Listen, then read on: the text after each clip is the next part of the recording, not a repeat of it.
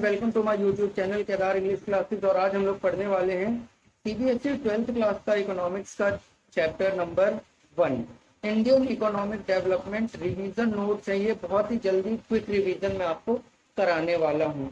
जैसे कि देखिएगा, चैप्टर का नाम है Indian economy on the eve of independence, यानी कि आज़ादी के समय पे भारत की इकोनॉमी किस प्रकार से थी और उस इकोनॉमी का क्या महत्व था। देखिएगा, इकोनॉमी क्या होता है। Economy of a country includes all production, यानी कि एक इकोनॉमी का मतलब क्या होता है। इकोनॉमी एक कंट्री की कौन सी होती है जिसके अंदर सारे प्रोडक्शन इंक्लूड होते हैं। डिस्ट्रीब्यूशन, जिसके अंदर प्रोडक्शन भी हो, डिस्ट्रीब्यूशन भी हो और इकोनॉमिक एक्टिविटीज भी हो। प्रोडक्शन का मतलब क्या होता है, जिसके अंदर उत्पादन हो। डिस्ट्रीब्यूशन का मतलब क्या, वितरण हो, जगह जगह जाकर के लोगों को वो सामान बांटना। एंड इकोनॉमिक एक्टिविटीज, और जो क्रियाकलाप हो वो इकोनॉमिक हो, यानी कि पैसे से लेन देन होना चाहिए। हर एक चीज का जो लेन देन होगा वो पैसे के रूप में ही होना चाहिए। ठीक है, जो कि आप लोग बिजनेस में ऑलरेडी पढ़ चुके हो, इकोनॉमिक एक्टिविटी और नॉन इकोनॉमिक एक्टिविटी के बारे में।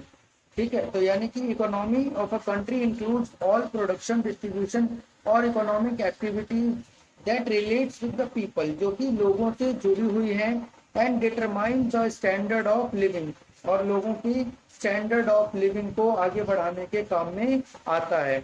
On the eve of independence, आजादी के समय Indian economy was in a very bad condition.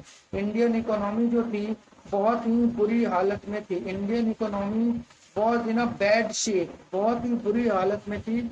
और अंग्रेजों ने जो हमें उपनिवेश बनाया था, उपनिवेश बना करके उन्होंने हमारे जो रिसोर्सेज थे, सारे रिसोर्सेज को बुरी तरीके से डिस्ट्रॉय किया था, या फिर अपने लिए ही उसका यूज किया था। The sole purpose of British colonial rule in India was to reduce the country to being a feeder economy for Great Britain on rapidly expanding modern industrial base। यानी कि जो अंग्रेजों का शासन था ना, उनका मेन मकसद क्या था। उनका मेन मकसद था कि भाई वो क्या करेंगे, हम लोगों को आगे नहीं बढ़ने देंगे। किससे आगे नहीं बढ़ने देंगे, जो ब्रिटिश लोग हैं, जो ब्रिटिश इकोनॉमी है, उससे आगे हमको नहीं बढ़ने देंगे। दस इसलिए जब 1947 में भारत आजाद हुआ, when British transferred power back to India, we inherited the crippled economy. क्योंकि भाई जब तक वो राज कर रहे थे तब तक तो हमको कुछ आगे बढ़ने नहीं दे रहे थे, और जब उन्होंने राज करना छोड़ा, यानी कि जब हमको उन्होंने अपनी सत्ता दी, तो हमारे पास एक बहुत ही क्रिपल्ड, एक दयनीय अवस्था में, यानी कि कमजोर चरमराती हुई अर्थव्यवस्था वो हमको दे करके गए। Conditions in the Indian economy on the eve of independence, आजादी के समय क्या कंडीशन थी। पहला, low level of agricultural products. Agricultural productivity बहुत ही कम होती थी। ठीक है, बहुत ही इस प्रकार का सिस्टम होता था जैसे जमींदारी सिस्टम, जिसमें क्या होता था कि जितने प्रॉफिट होंगे वो सारे के सारे जमींदारों को मिल जाएंगे, और जो किसान बेचारा होगा उसको कुछ नहीं मिलेंगे। इस तरीके की चीजें जो है वो चलती रही। This lead to discouragement amongst the cultivator to produce less. अब भाई सारी की सारी इनकम तो अंग्रेज और जमींदार ही ले जाते थे पहले, तो जब आजादी भी हो गई तभी भी जमींदारी प्रथा चलती रही। तो जमींदारी प्रथा जब चलती थी तो किसानों को लगता था कि यार सारा तो प्रॉफिट वो लोग लेके चले जाएंगे, तो हम ज्यादा उत्पादन करें ही क्यों। आगे, हाई डिपेंडेंस ऑन मॉनसून, यानी कि बारिश पर डिपेंडेंस बहुत ज्यादा थी।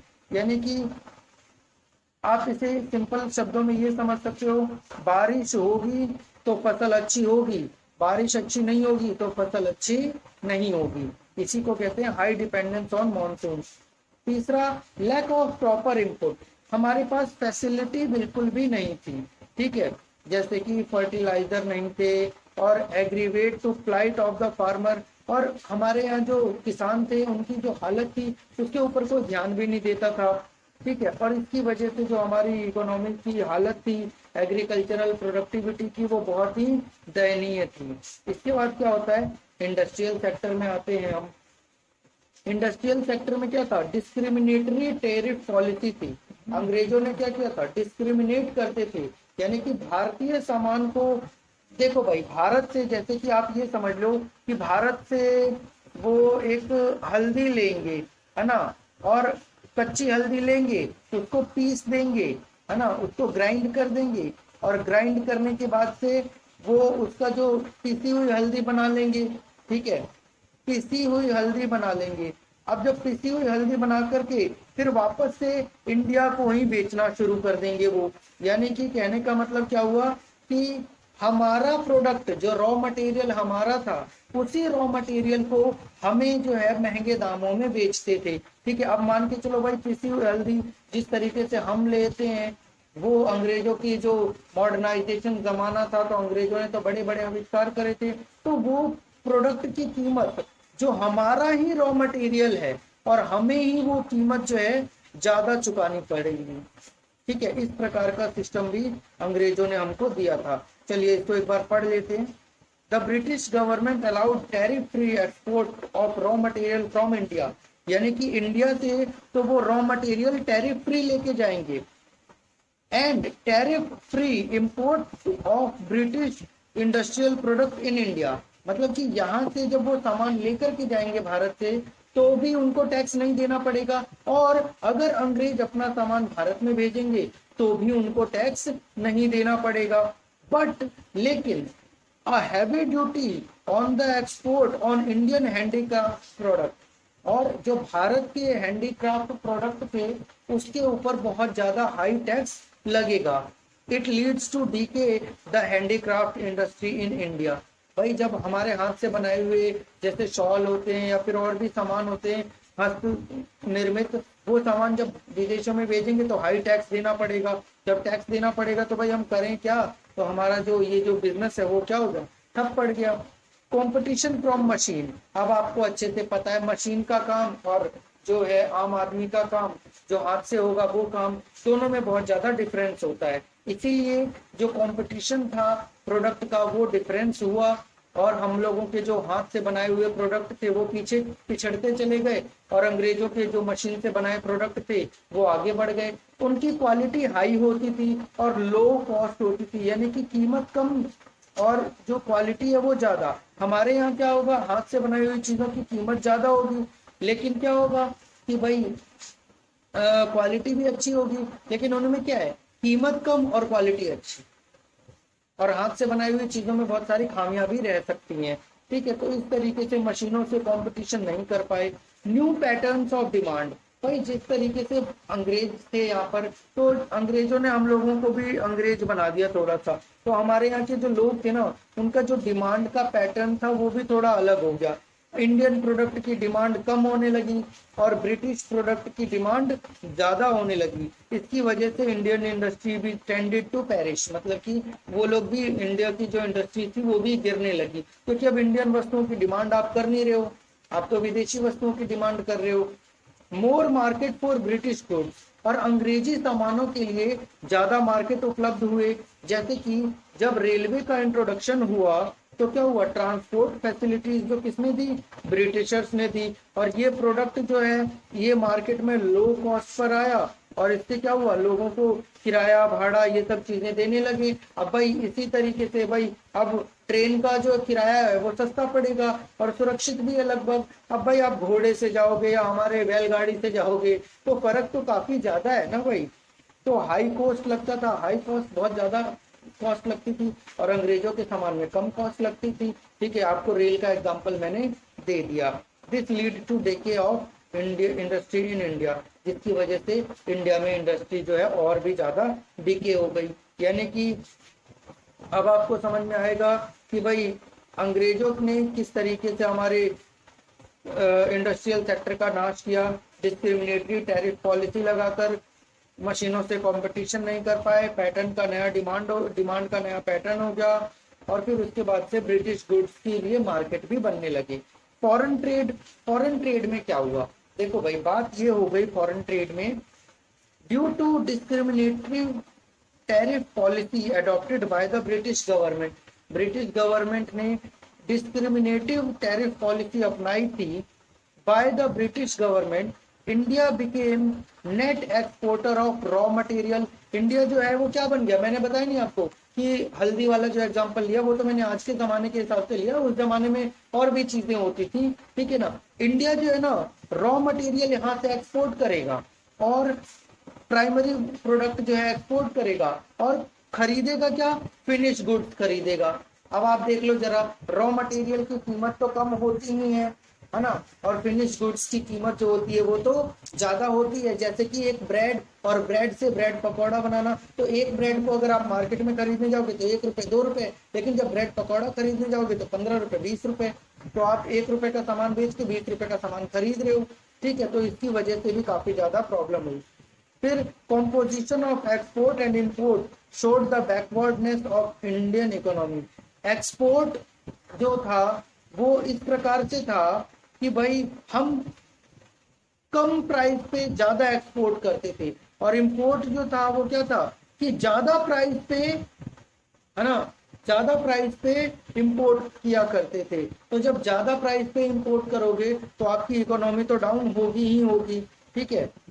फिर export and import were largely restricted to Britain. हमारे यहाँ का जो एक्सपोर्ट और इंपोर्ट ज्यादातर होता था ना, वो ज्यादातर ब्रिटेन से ही होता था लेना देना। जब ब्रिटेन से ही ज्यादातर लेना देना होता था तो मोनोपोली कंट्रोल हो गया ब्रिटेन का, और मोनोपोली कंट्रोल हो गया हमारे व्यापार के ऊपर, ठीक है। इसी तरीके से चीजें जो है वो चलती रही।